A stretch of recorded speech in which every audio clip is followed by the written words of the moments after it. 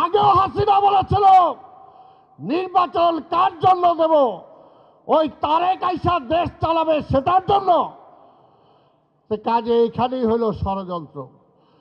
যারা নির্বাচন পেছাতে চায়, যারা জনগণের অধিকার জনগণকে ফিরিয়ে দিতে চায়, তারা এই দেশের জন্য রাজনীতি করে না।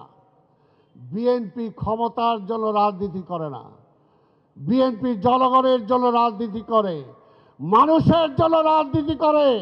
তাই বেগম খালেদা জিয়া প্রধানমন্ত্রী হওয়ার পরও প্রধানমন্ত্রিত্ব ছেড়ে দিয়েছেন। আওয়ামী লীগ বহুবার বলেছে স্বরাষ্ট্রমন্ত্রী সহ কয়টা মন্ত্রী চান নিয়ে নেন, বেগম খালেদা জিয়া রাজি হয় নাই। যদি বিএনপি চাইতো এই 5ই আগস্টের পরিবর্তনের পরে, যেটা অন্যান্য রাজনৈতিক দল চেয়েছিল, তাহলে বিএনপির নেতৃত্বে জাতীয় সরকার গঠন করে বিএনপি ক্ষমতায় যেতে পারত। কিন্তু বিএনপি জনগণকে ক্ষমতায়িত করতে চায়, জনগণের ভোটে নির্বাচিত হতে চায়। তাই সেটার জন্য আমরা নির্বাচন চাই। যারা নির্বাচনে ভয় পায়, নিশ্চয়ই জনগণ তাদেরকে ভালোবাসে না। আর আমরা নির্বাচন চাই কারণ জনগণ আমাদের সাথে আছে। তা আমি আর অন্য বক্তব্য দীর্ঘায়িত করব না।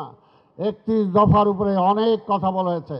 মাহাদি আমিন বলেছেন, এর আগেও হয়তো অনেকে বলেছেন। শুধু একটা কথাই বলবো, শহীদ রাষ্ট্রপতি জিয়াউর রহমান একজন নির্লোভ ব্যক্তি ছিলেন, একজন সৎ ব্যক্তি ছিলেন। আমরা যারা জিয়ার উত্তরসূরি হিসেবে নিজেদেরকে দাবি করি, আমাদেরকে সেই জিয়ার চরিত্র ধারণ করতে হবে। মানুষ নেতা বানায় মানুষের প্রয়োজনে। মানুষের প্রয়োজনে শেখ মুজিবকে নেতা বানিয়েছিল, কিন্তু শেখ মুজিব মানুষের নেতা হতে পারে নাই বলেই তার ধ্বংস হয়েছে।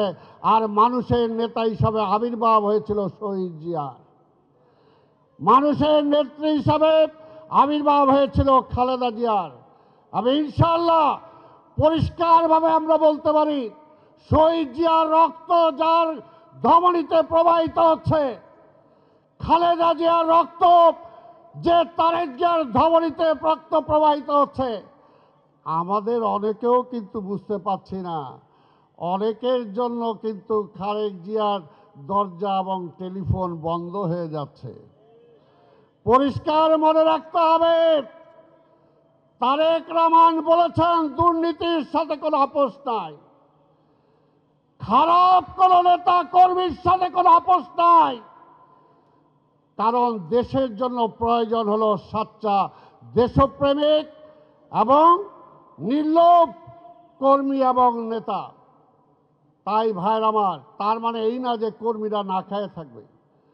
কর্মীরা দল ক্ষমতায় গেলে অবশ্যই আমাদের যে সমস্ত কর্মীরা ব্যবসা হারিয়েছেন, নিয়মতান্ত্রিকভাবে তাদেরকে ব্যবসা দেওয়া হবে।